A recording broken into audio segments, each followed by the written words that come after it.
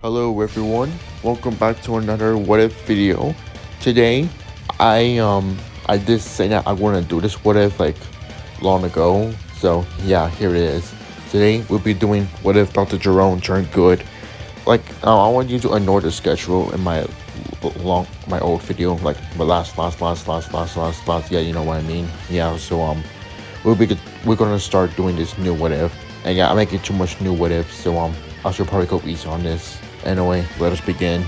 Now, Dr. Jerome will still awaken 1718 as normal. They will refuse to order with Dr. Jerome, and before they 17 even think about kicking Jerome's head off, the Seabirds arrive early. Trunks gets mad. He fires a blast towards them, which Dr. Jerome quickly runs away, and 1718 just stand there. They took the attack. The whole lab explodes, and things play out the same, except that Dr. Jerome survived his attack. He is angry that 17 and 18 will dare disobey him, and he wants to look for them so he can shut them down.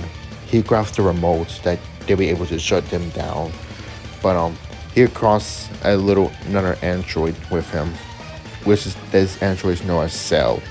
Cell greets to the doctor, telling everything who he is or where he's from, which Gero is shocked that his old creation, this creation is his new project, which is Cell. Cell saying that they should work together, so that way he will find the androids and absorb them, becoming his perfect form. Dr. Jerome hesitates since he doesn't know that if Cell could probably be disobeying him or betray him like 1718 did. He agrees for now, as because he still actually have a grudge against his androids now, since he's this person, Dr. Jerome is more worried about his own creations, since they could betray him at any time, and Cell could be probably one of them since he haven't freezed his DNA. So the whole plan that Piccolo still fused with Kami, he goes to Cell, and he is shocked that Dr. Jerome survived, which Piccolo has to fight both of them, but he had no time taking out Dr. Jerome. Dr. Jerome didn't even fight back for some reason, which Piccolo questioned it, but he asks Dr. Jerome why he isn't fighting back. Dr. Jerome looks at Cell, but he doesn't tell anything or say anything, since he don't want to look suspicious to Cell. Dr. Jerome hesitates to say anything, but then still continues attacking Piccolo, but he's not even going full power or anything like that, which Piccolo has to knock out Dr. Jerome, since he probably be the only one who knows how to defeat the other androids, which he will fight Cell next, and Cell will escape, leaving Dr. Jerome behind, which everyone arrives, seeing Dr. Jerome on the ground knocked out, which Trunks about to kill him, but Trunks said don't, since Dr. Jerome might be the only one who knows how to deactivate the androids or defeat them. Trunks is still hesitant, but he just let it go and agrees. They take Dr. Jerome to Capsule Corp, which they still know that they're thinking that they should blow up Dr. Jerome's lab, but once Dr. Jerome wakes up, everyone decides that they're going to go to Jerome's lab, which Jerome will follow along since he knows everything in his own lab.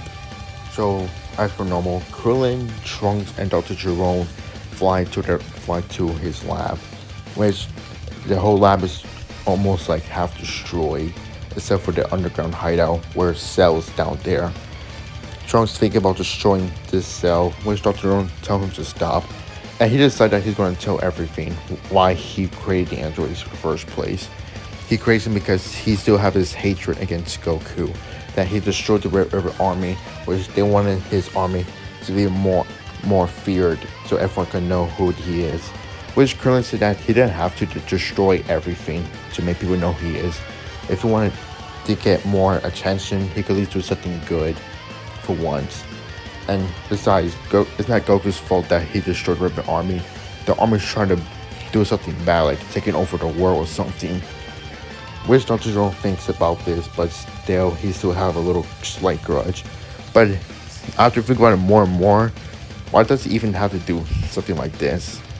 Besides, his own androids even betrayed him, and they didn't even care about killing Goku. I mean, they would still, but they act like their own humans way.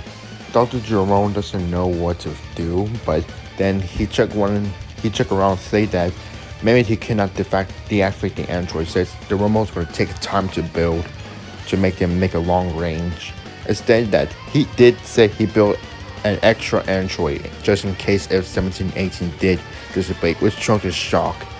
Saying that he built more androids, which Dr. Jerome said that the androids that he built that are more obedient, but he's gonna reprogram them. Like this time, he's not gonna add them to target Goku. Instead, he'll only add them to target only one specific person, that being Cell, the future Cell.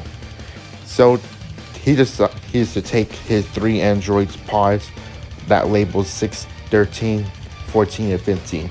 But there's one more pod that Trunks find, and that labels 16, which he takes that too. He's not going to question anymore. How many androids did Dr. Jerome really build? Now you've been wondering, why do I add 13, 14, and 15? Well, I'll just be honest. They're not canon or anything, but it'd be pretty fun adding something little to make this what if spice up a bit. Plus, Dragon Ball adds weird stuff out of thin air, so it will make sense if we do something like that here too.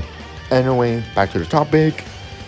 Bulma and Dr. Jerome both started to reprogram 16, 13, 14, and 15, which they all take out every target of Goku, every balances, and even add absorption abilities that 19 has on them, just in case, So now all 4 androids are awakened. This time they're not going to target Goku or anything.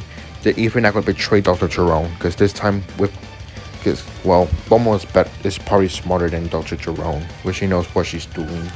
And I forgot a note about 17 and 18. Yeah, so without 16, their good influence won't come into them. So 17, 18 are acting like their future selves in Trunks' timeline, destroying people and everything, until they decide that they're going to fly to Kami's house. Piccolo would still fight them as for normal, but this time it's going to be really unfair because this time 18 joins in. Like I said, their good influence are not as normal and good, so they're acting like their future selves. So now they're most likely beating Piccolo down without showing any mercy, which Cheyenne has to forcefully join in the battle, helping Piccolo. And this battle is still one-sided though, until Cell shows up. He's going to jump on the androids, but instead he gets jumped by other androids instead. 13, 14, 15, and 16 arrives, and the only target is killing Cell, which Cell is shocked by seeing more androids. He hasn't seen these androids before in his timeline. Well, he's thinking that maybe he could show up one of them to be really powerful than even more, having a greater perfection. But before he could think of something like that, he'd been punched in the face by 13. Then 13, 15, and 14 and 16 started beating Cell down without showing any mercy. Cell tries to escape by using a solar flare, which 13 will fire a beam, sending him flying towards the rocks, which the other androids and Piccolo Tien will notice Cell, which everyone is trying to stop Cell from absorbing 17, 18. Which 16 will jump towards Cell, slamming him to the ground, and 13 will finish Cell off with a SS Deadly Bomber. This time Cell, every living cells and nucleus have been erased inside the Cell's body, which Cell is now dead. It's kind of a mouthful saying Cell a lot in this what if. And after that, Cell has been defeated really early. As with 17 and 18, Dr. Gero did say that do not kill these 2 androids. It says that he's going to plan to reprogram them too, at least make them less hostile. So 13, 14, 15, 16, Piccolo and Tien all work together, and they're able to knock out the 2 androids, which they take them to Bulma's place, and Dr. Jerome, Dr. Breathe, and Bulma will reprogram them a lot faster, and which they now turn good, and his whole what if is now peaceful, or at least for now. Future Trunks is not strong enough to fight the androids, which they will still have the idea of using a hyperbolic time chamber, which Goku did talk to Dr. Jerome, what he did, which they're both like okay for now, but it's Dr. Stone still have a little hesitant around Goku. Like he's still not okay around him, at least for now, for the time being.